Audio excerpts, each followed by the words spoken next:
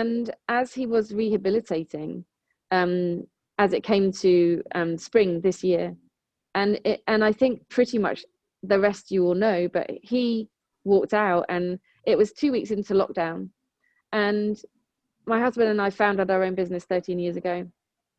We sat there, and from my side of the business, our entire pipeline disappeared overnight, literally overnight. We have 10 employees, and we looked at each other and thought, how on earth will we survive? Not only do we have a business and employees, we have a house and my father and children. And as we were sitting there thinking, we don't know, we don't know. We can survive a little while, right? But we cannot survive for a really long time. What will we do? How are we going to cope with this?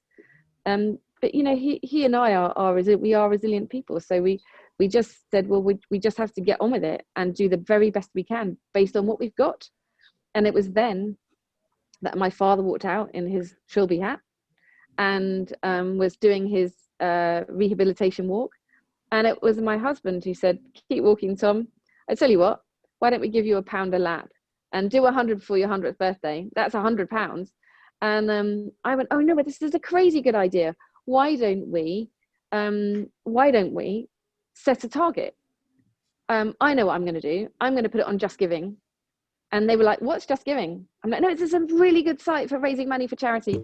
And I'll put a target of £1,000. And let's see what we can do, because we've got 100. And so we did. And I sent out a little press release. Now, keep in mind, I have no media training. I'm not a marketing person, but I'm not immune to how business operates and how brands work and how branding works and how PR works.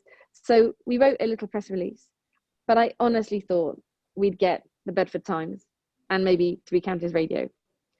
So we did get those two things.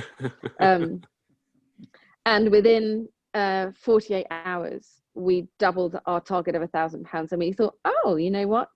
This might do something. We nominated the COVID-19 appeal because we felt desperately that there needed to be a bit of hope and give people a bit of joy. We filmed my father walking. Benji set up an iMovie, getting all of our friends to go, please donate to Tom. It was brilliant. Like, it was so cool. It took him days. He was exhausted, but we posted it. And suddenly traction happened. And I remember Colin saying to me, my husband saying to me about 2 days, and you need to take this national. I went, well, how am I going to do that? Like, do you think I have this amazing capability? And he went, you can do it.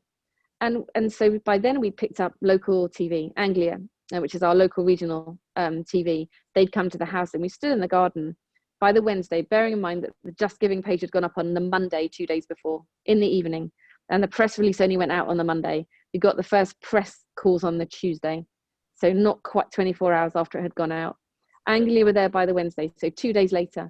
And we stood in the garden, and I said, do you think we might make £5,000 by the end of the month? Because no one's got any money, right? We all stood there and went, I don't know, like a stretch target. So that's what it was. By the Friday, we hit national breakfast television. And then we hit national TV on the news just before the coronavirus update. I didn't know that, by the way. I just went on live TV and talked, and then apparently it went out to the world. No idea. Honestly, ignorance is bliss. By the Sunday we were on Michael Ball's radio show, which has a cult following. Yeah. By the Monday we were back on breakfast, and then on ITV breakfast. And then within 7 days, the story had hit the world. And it was on the 16th of April that I can honestly say that my life as I knew it stopped. And I didn't know at the time it had, you know, hindsight's a wonderful thing.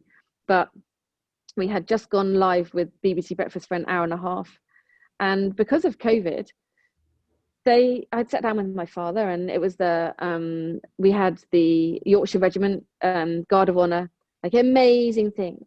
And we sat down at the table just as we were about to go live. And the producer said to me, oh, could you just put this piece in your ear? Because Manchester will talk to you. I'm like, oh, okay. And we're going to mic you.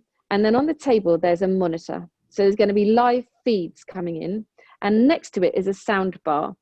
Every time the live feed comes on, can you turn up the sound for your father so he can hear it? but can you remember to turn it back down again when it's finished? And then, but keep remembering to look at the camera the whole time.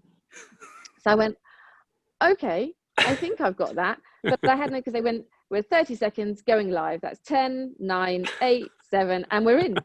So now I've got live VT coming, and I've got the entire crew. So if you imagine behind me, I had 20 crew who could not come near me or help me. And maybe it's such a good thing, isn't it? They didn't tell me that 12 million people watching. And that as the VTs came through, my father couldn't hear a thing. So I would now be turning up the sound bar as loud as I could do it, trying to do it very politely, looking at the camera and saying to him, "It's Michael Ball. It's a Michael Ball," and he's singing. And so, and that's how it rolls.